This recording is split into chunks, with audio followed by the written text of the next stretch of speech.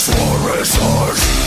Yes, I will see you through the smoking flames on the front. With the 20s officially back in full swing, I'd like to talk about a phenomenon that took place during the original 20s, a time where movie stars like Charlie Chaplin and Douglas Fairbanks were taking off in the box office. The music of the jazz age was becoming popular, where alcohol was banned and mobsters like Al Capone were capitalizing on bootlegging booze. I thought this would be the perfect time to discuss the flapper, a breed of woman that was reckless, carefree, and wild, a very different breed of woman that came up, and that was a 180-degree turn from their more modest mothers and grandmothers. Right after the 19th Amendment was ratified, something strange from the blue pill perspective happened. Women started rejecting their traditional roles in the forms of dress and mannerisms. They started smoking much more, started drinking more alcohol. Even though it was illegal, prohibition didn't matter to them. They butchered their beautiful hair and started adopting the iconic bob cut that many women today still emulate. Personally, I don't care for bobs. To me, it looks like a powdered wig, and I think it's really tacky, but that's me. However, during this time, it became prevalent as women started to reject their traditional roles. Remember in a video I posted a few months back entitled The Nawalt Facade, I talked about how female nature is universal. I will put a link in the description so you can see for yourself. This is one example. We see with women nowadays with showing off as much skin as possible and wanting to get as much attention from men in society didn't start off with the rise of social media. It can be traced back during this time. When you unshackle yourself from the blue-pilled enslavement and dig deep enough down the rabbit hole, you will be amazed at how universal and consistent women are in terms of nature and how they operate. If social media was around during the time of the flapper, I promise you that these same women would be flooding it with selfies, wearing skimpy dresses, showing off their new haircuts, smoking, drinking, and engaging in all forms of behavior that was a thumb in the nose to the patriarchy. The flapper never really produced anything of significance in terms of scientific achievement. The jazz movement which started to take wing, and they didn't really transmit any wisdom to their prodigies. All they did was parade around like a bunch of clowns and try to compete with each other to see who could outdo the other one. By the time the Great Depression hit, women of that era came back into the household baking apple pie under clear blue sky. The flapper was virtually non-existent by the middle of the Depression. Mary Sunshine came back on, while Maddie Moonshine hid away in the darkness. Anyway, I'm getting ahead of myself. Back during the Roaring 20s, women were always acting out in ways that garnered male attention. There is a quote from a very famous flapper by the name of Zelda Fitzgerald, where she talks about what it was like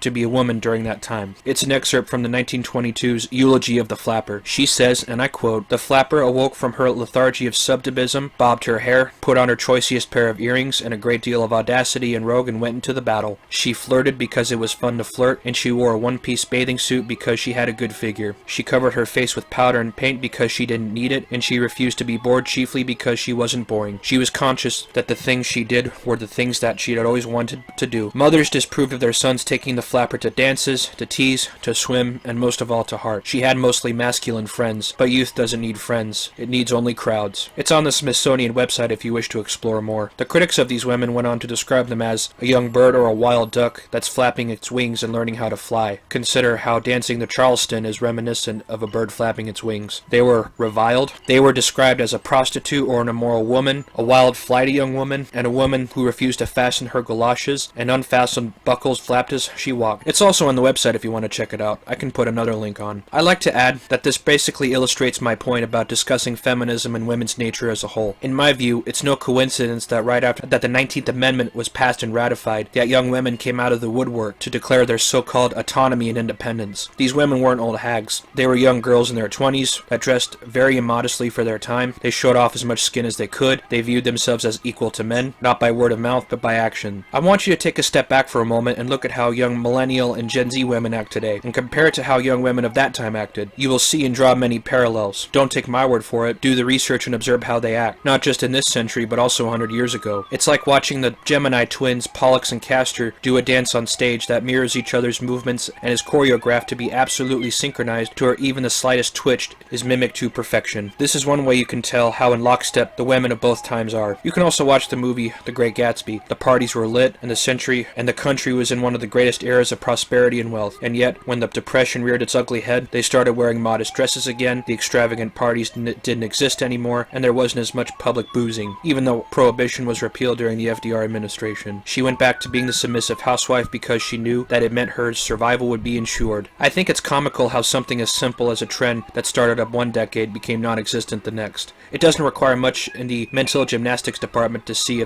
how things of this nature play out. I'd like to add that mothers during the 20s didn't want their sons sons dating the flappers. Maybe because she saw how she could corrupt her little boy, or maybe it was competition. Can't say I'm surprised. Women don't like competition, especially when dealing with younger women. I couldn't care less anyway. They're all dead and rotting in the ground. That's all I have. Thanks for listening. Please like, share, and subscribe. Please donate to my Patreon for more content below. Links will be in the description box, and thank you so much for your support.